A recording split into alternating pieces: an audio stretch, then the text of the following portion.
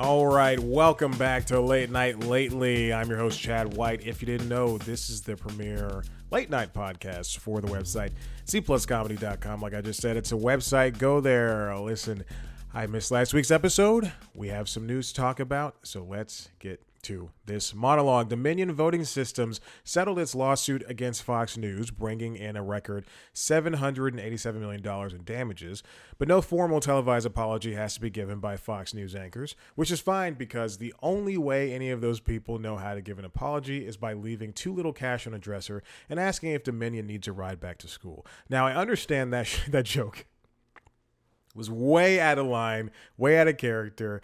It was the only punchline I could come up with. Please don't be mad. Republican Senator Mitch McConnell returned to the Senate after a fall required him to miss 40 days. The only reason he was gone for so long was because, like a tortoise, he had trouble rolling off the tip of his shell onto his feet.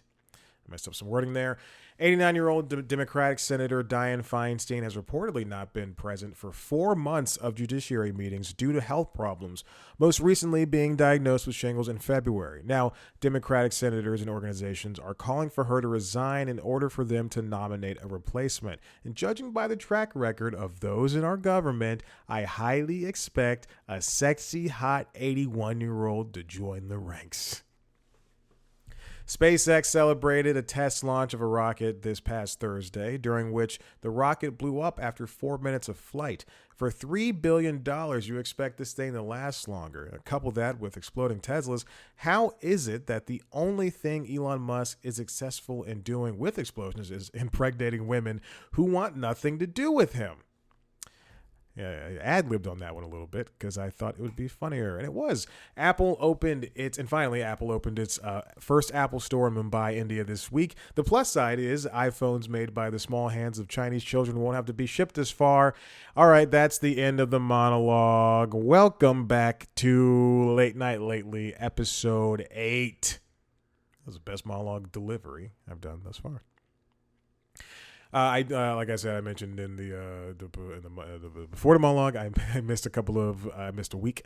I was gonna do one, and then I forgot to, and then I just took a week off, and now we're here at this doing whatever I need to do. Anyway, let's talk about what has been happening, what's going on in the late night world. Well, for the Daily Show, we've had 2 guest hosts for the past 2 weeks. Both Daily Show alumnus that currently work on the Daily Show, both correspondents, rather, is what I should say. Roy Wood Jr. and Jordan Klepper were able to host the Daily Show for the weeks. They both did very well, very admirable. It was great to see both of those guys really take over and shine. I think, a lot has been said, rather, in terms of who should take over the desk. And I specifically recall seeing people say Roy Wood Jr. should be the one to do it, and during the week that he was hosting. And while I don't disagree, we shouldn't jump the gun and things like this. I think Roy Wood Jr. was so good. He had interviews with people like Cory Booker. He still hosted a podcast called Beyond the Scenes. He let's see, what else was there? He even brought in Jordan Klepper to do a segment, and it was it was great. And Desi was there too. It's just amazing to see how the correspondents have really come into their own, and they're able to take over the show. And then even this week to see Klepper, who has already had a Comedy Central show in the opposition. He's a great host, great personality, and it's good to see that this show is able to really foster their talents. I know it sounds a little bit cliche to say, but really foster their talents in terms of the hosts who not the host, but the people in front of the camera who don't typically get the same spotlight as the regular host would, which leads me to believe, leads me to think, if Desi and Roy Wood Jr., if the rumor is that Desi and Roy are going to, or the rumor at least this past fall, was that the two of them were going to host at the same time, co-host together. Wouldn't it be nice? And then a couple of weeks ago, I read an article, or I talked about an article rather, that said, or so at this point, the last episode talked about an article that said, shouldn't they do guest hosts all the time? I want to posit another theory, not theory. What if they were able to, the Daily Show was able to just take the correspondence and let everybody rotate through? So 1 week it's Michael Costa, 1 week is Dulce Sloan, one Ronnie Chang. Like, what? I wonder if that would also be. I truly anything to spice up the person behind the seat, like any type of late night show. I think that's for all intents and purposes, with having James Corden. I know people don't really typically particularly like him. I don't know if you heard my stomach growl, but it really just growled. But he changed the way. If Jimmy Kimmel, okay, so Carson really perfected late night. Letterman allowed late night to be more strange at a time where it wasn't, a little bit more comedic at a time where it wasn't as comedic. Conan really brought fun back into late night. Kimmel brought late night to the internet. Jimmy Fallon honed the late night internet crowd, and Corden really, for a split second, perfected it, thanks to his pieces like Carpool Karaoke and things of that nature.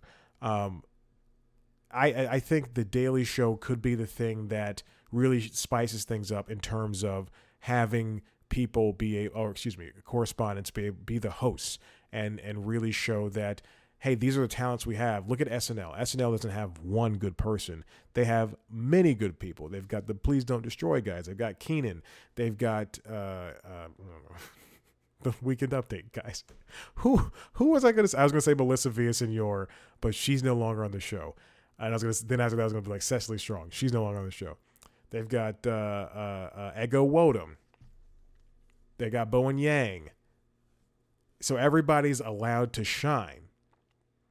Wouldn't that make sense to have the correspondents be able to do the same thing?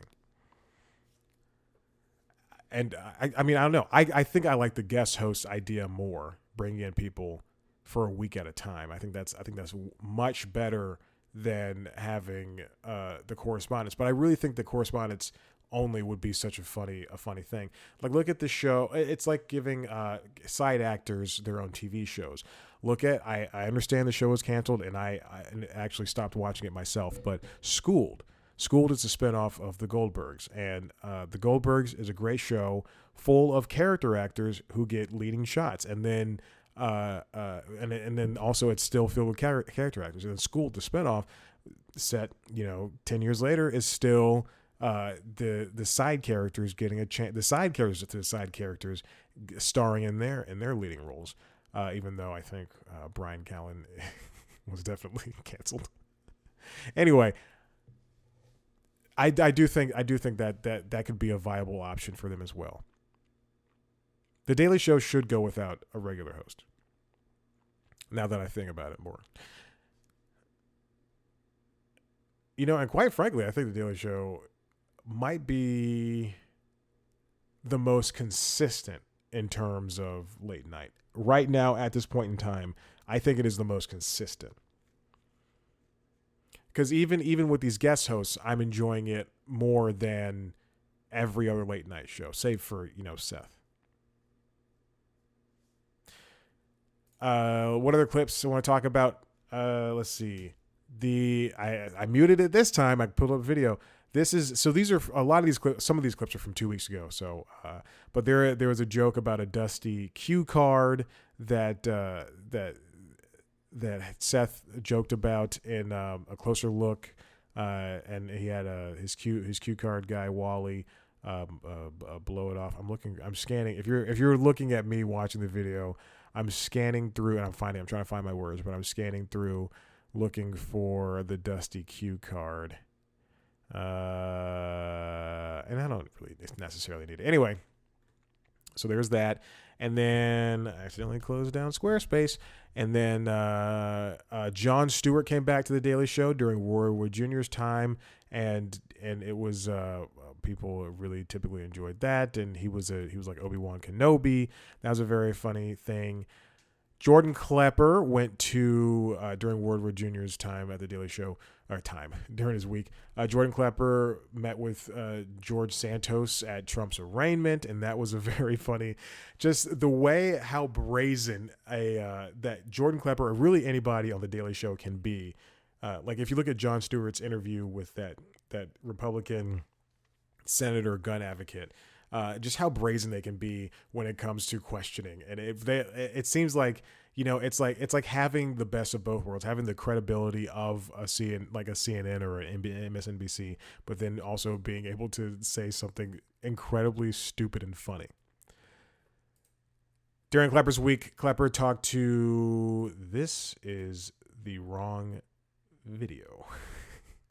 Klepper spoke with Alexandria Ocasio-Cortez, who is a New York congresswoman who I do have a crush on. That's not a joke at all.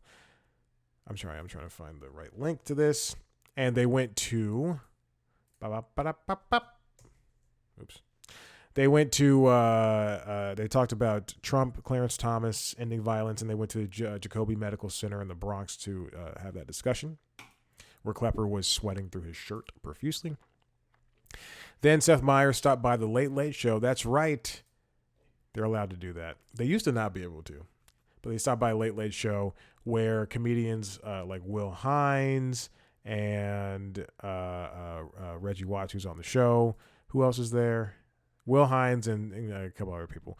They played crew members of the Late Late Show, which is ending next week, I believe, and that were begging Seth for jobs. That was a very funny bit. I really, really enjoyed that one. It was very funny. And then finally, Jimmy Fallon had to deal with people saving face when it comes to he made a reference to the SpaceX rocket blowing up and how they said it was a deliberate explosion or something like that. Hold on, what did they call it?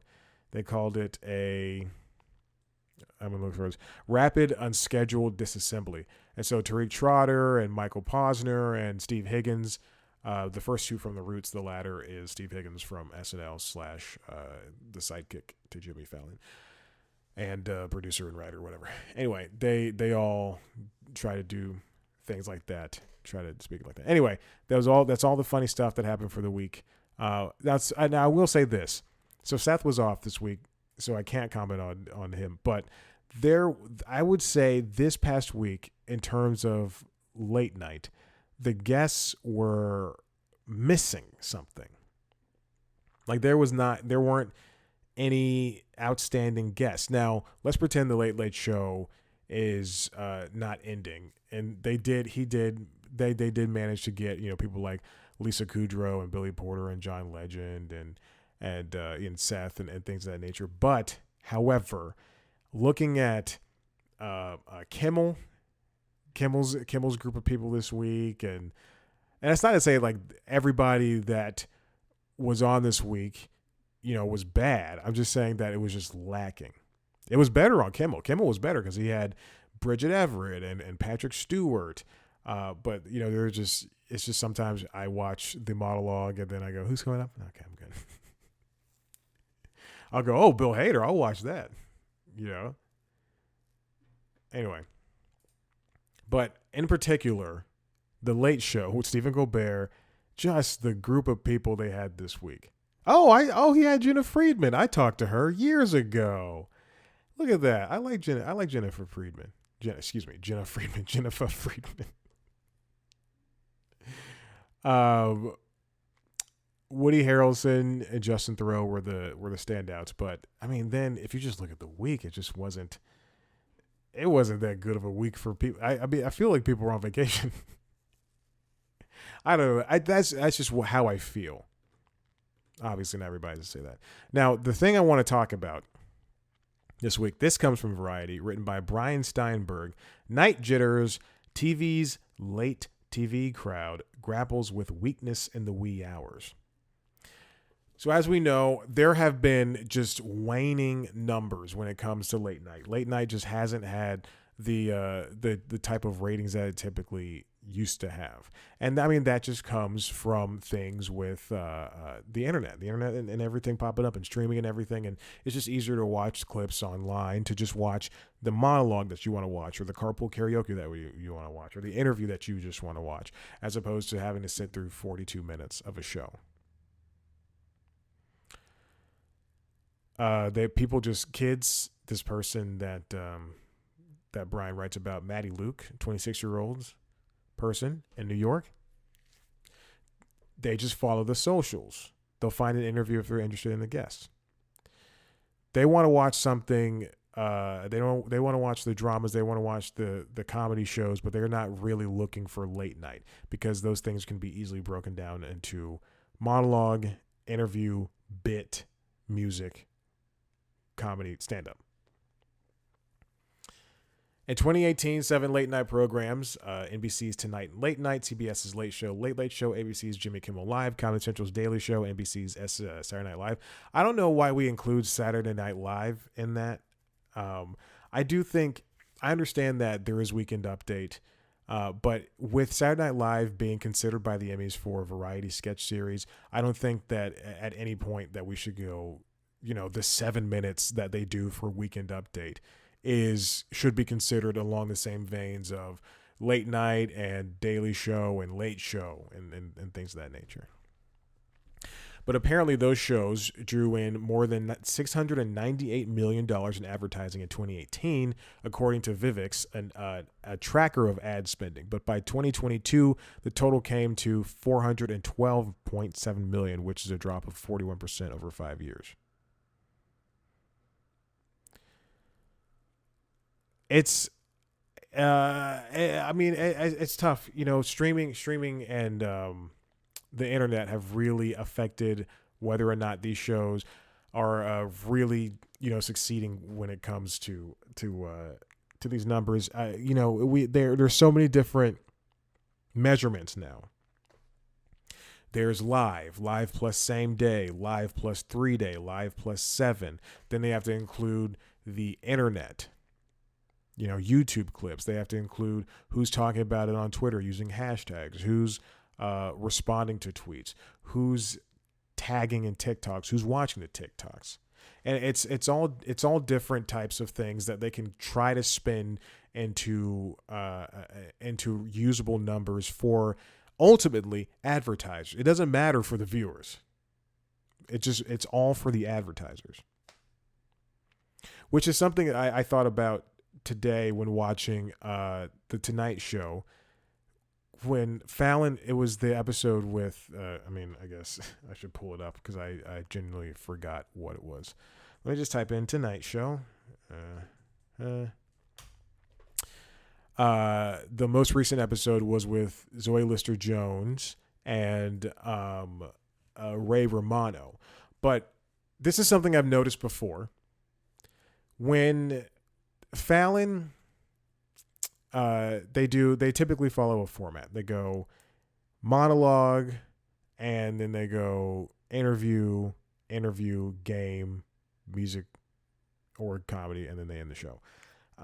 What I've noticed rather in recent years is that they'll go monologue,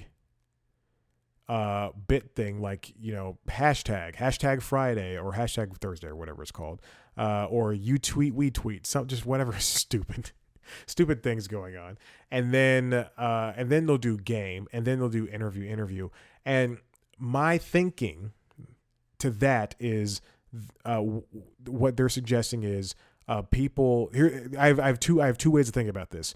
Either people will stay, like if you're staying up late and you're watching it live, or you're watching it on your DVR, like how I do.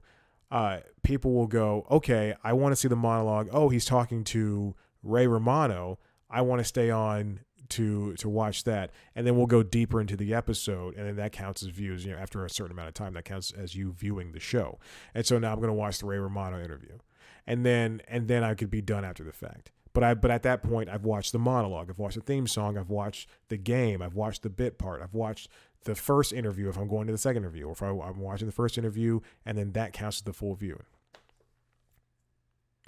I mean, that's one idea, and then the other idea is that so that retention is the first idea. Then the second idea is maybe people want to see the game first. Maybe they want to see hashtag Fridays. I don't know what it's called. Hashtags. Maybe people want to see that. I couldn't tell you. I watched Michelle Obama was on this week as well, and I watched the episode obviously on my DVR or YouTube TV rather, but I don't remember if he did a bit part or just brought her out. Oh yeah, he did, because he did the bookstore surprise. That's right. I remember watching that. But regardless, all I'm saying is that these numbers are important for them.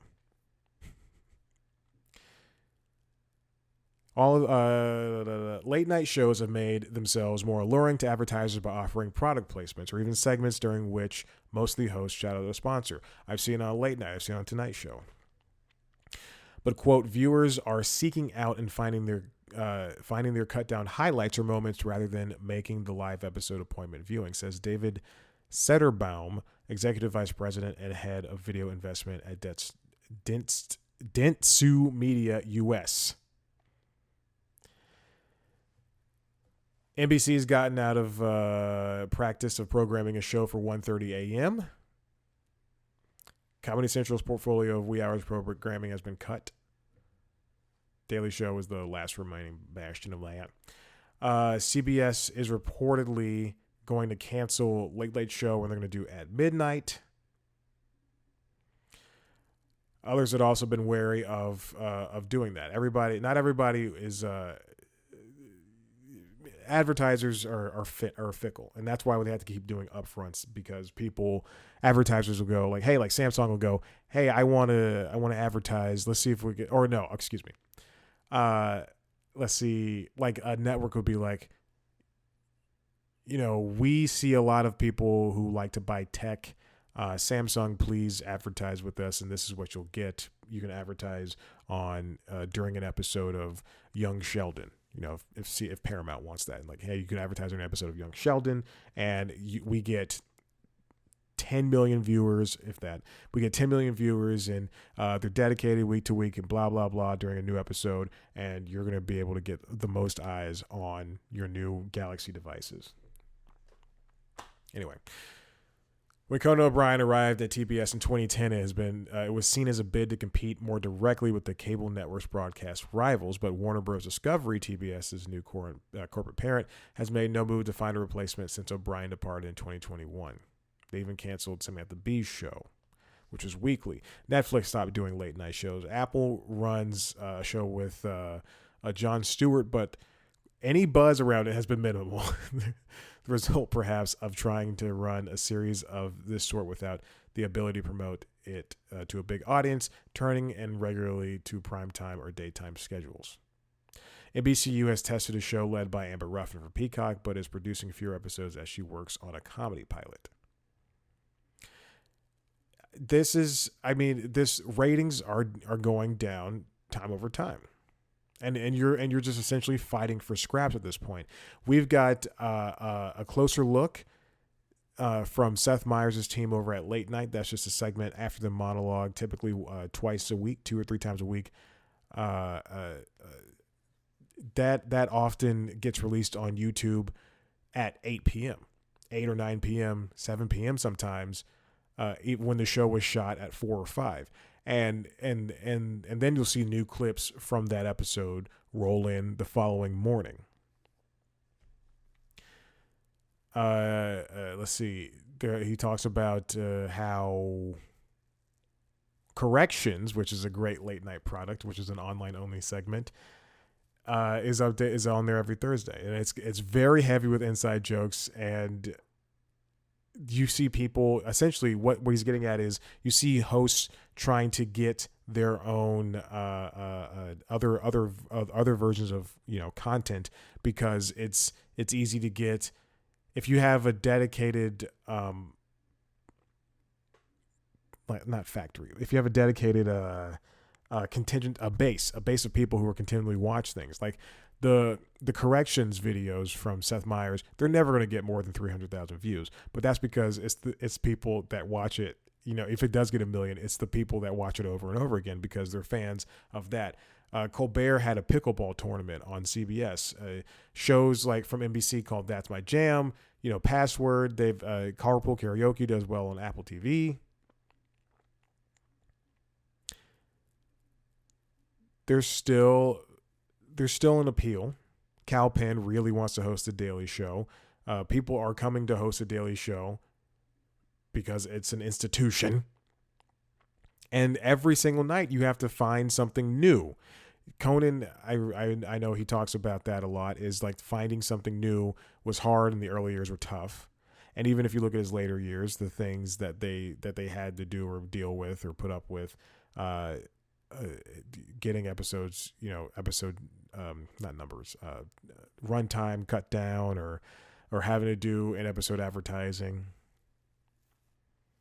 It's tough. It was easier back in the days of Carson. But now we're seeing Letterman, we're seeing Carson's YouTube channels upload videos. We're like Daily Show. When Jon Stewart left and when David Letterman left, their shows were finally able to enter the digital age. And now we're getting Letterman uploading videos every single day, essentially. Conan too. And there are different versions of shows, of late night shows. National Geographic has one with Neil deGrasse Tyson, which I assume is still going, and I don't know why people are watching that. CMT hired comedian Josh Wolf in 2015 to try his hand at a Wednesday to Saturday show that would examine country music notables. MTV tested Middle of the Night show. I've never heard of that. A series that forced a celebrity to host a late night program on the spot from his or her home. Okay. That's a funny idea. That's a very funny idea. I like that a lot. And I think that they should bring that back. Middle of the Night show. That's very, very funny. But knowing them, it's probably like Snooki and yeah, okay, all right. Well, it's got some people I know by name. They have one clip. Jordan Sparks, The Miz, Flula Borg, Adam Pally, okay, Waka Flocka, and then Anthony Anderson, and then like several people I don't know. Well, not several, just a couple of people I truly don't know. And one guy who might be a sex addict, Thomas Middleditch. He admitted it. He had a beautiful wife. I don't know how he would want an open relationship. And then go to a sex club in LA. He admitted it. It was a big story. All right. There's a changing tide, obviously, and with a lot of late night shows had to turn to politics too, especially with Trump and everything. And I think that kind of splintered people from watching, Kimmel, especially because he's a guy that's so vocal. How vocal is he? He's a guy, but he was so vocal, especially for like healthcare for his son Billy, and rights and everything. It was, and he definitely attacks people head on, as opposed to, and like him and like John Oliver, as opposed to people like Colbert and Fallon, who just kind of play the field and everything. And we've got Fox News having Gutfeld, and that show is apparently doing the best out of all the late night shows. But that's more of a political show. Anyway, there's a lot that goes into it. A lot of, not even nuance. And quite frankly, it's just a lot of numbers behind it that I think all points back to people not watching linear TV anymore. Apparently, People behind the scenes estimate that CBS reboot of At Midnight will cost millions of dollars less per year to produce. But it's not as, I mean, it's not as if, you know, the Late Late Show had the most money in the first place. If anything, okay. So here's the difference between the Late Late Show and At Midnight. Late Late Show, they would do things like go to Britain and or you know, shut down Hollywood Boulevard, and they'll do like a whole dance number, whatever, what have you, big things. But oftentimes it was just a small show in a studio that they really just had to, like a bottle episode every night, just like they had to deal with what was in there. And probably not pay people well, going back to the writers. And then if you, going back to an episode of a different show that I recorded about 28 minutes ago. But then if you take At Midnight, what that show was a panel of comedians in front of a small crowd looking at the day's internet interactions. Which would now, I think, is like, if At Midnight was like the Twitter show, then At Midnight back then was a Twitter show, then this version is going to be At Midnight, the TikTok show. I don't really think you can really compare it. There's a lot of daytime talk in this article, and I don't think you can compare daytime with late night, because it's a different crowd. Like the same people, like they're not the same people. The people watching it aren't the same people. Audience is completely different. I would say that the daytime is more like with Today's Show, Good Morning America, CBS Mornings, all shows I watch. Not Good Morning America, I don't really like that show, but because I think the hosts aren't friends. I think that's a very big. I think GMA might be number 2 in the ratings, but I go more towards CBS Mornings and Today's Show, because I feel like those people gel with each other, and Good Morning America has so many different featured hosts that it's never the same 2 days in a row, and I don't think they like know each other beyond their names. And it just seems so forced and fake. That being said, Today's Show is the only one I think that actually has genuine people that, you know, hang out outside of work together. But the people who watch morning shows are typically going to be more women, or daytime shows rather. So let's include, like, you know, The Talk and The View. So that's going to be more women centric, as opposed to, and you know, that might be like, let's say 24 to 42. I don't know the age ranges. Because you hear about the 18 to 36 age range, or 18 to 32 age range, the coveted range. But then I would say late night is geared towards more younger people, so 18 and to the 32 range, 18 to 36, and I would say it's more male centric, especially when it comes to the host.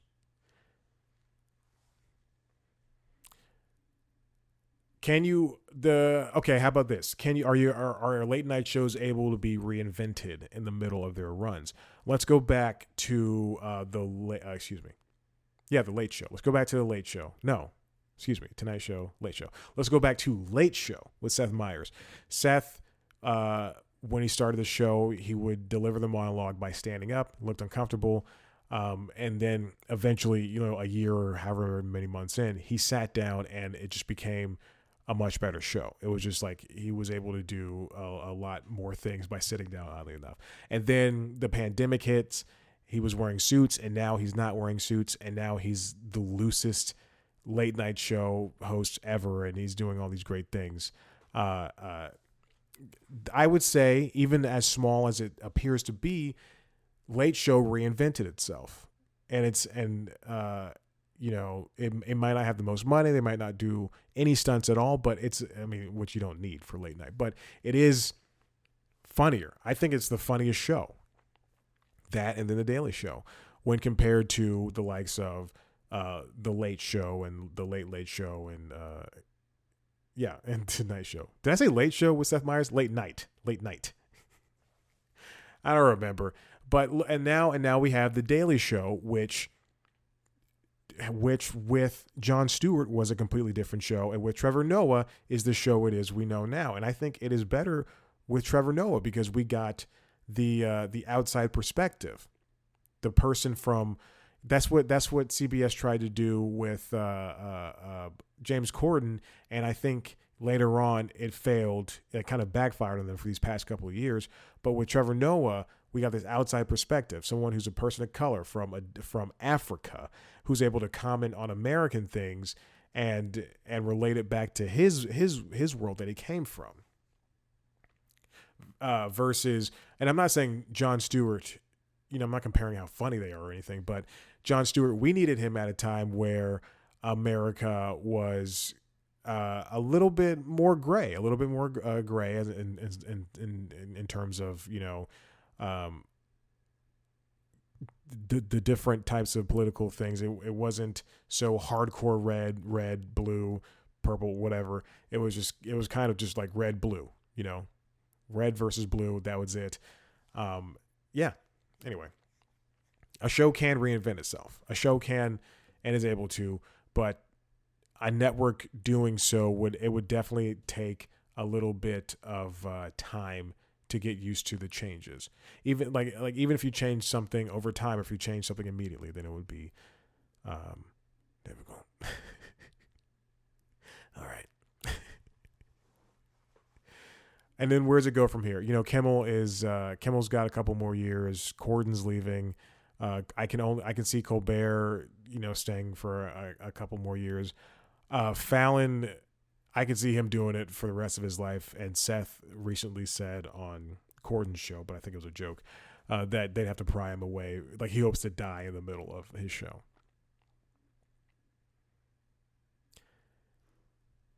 Okay. Let's see. We're not done. This thing is still going. And I'm going down and I'm skimming through the parts that I just want to talk about. They're talking about, this next part is NBC's SNL, and how it's talking, they're coming up on the 50 year anniversary. And after, we've had a lot of different hosts for that. You have Norm, you got Seth Meyers, you got Tina Fey and Fallon, and everybody was kind of different voice. And now there's Jost and Michael J. Colin Jost and Michael J. First, we're friends. Second, I get one of their names wrong all the time. But if Lorne Michaels leaves, does SNL end? Does Weekend Update end? Does the show change completely? And then everybody else continues their antics. Okay. Anyway, that is a good extensive look from Brian Steinberg of Variety, talking about where late night has been and where it's looking to go next. Not where it is going next, but where it's looking to go next, and how they've expanded on and off the screen, the tiny silver screen. Okay, I really enjoyed that. Listen, good Lord, if you enjoyed this, if you want to see a video version of the show, head to youtube.com/C+comedy, where there are other videos like podcasts, like like LinkedIn Logs, which is the LinkedIn Influencer podcast, where I try to become a LinkedIn influencer, as well as the Constitutionals podcast, which is our premier podcast, where I talk about entertainment business news. You can also watch News Time on there, which is our like the Daily Show, except bad.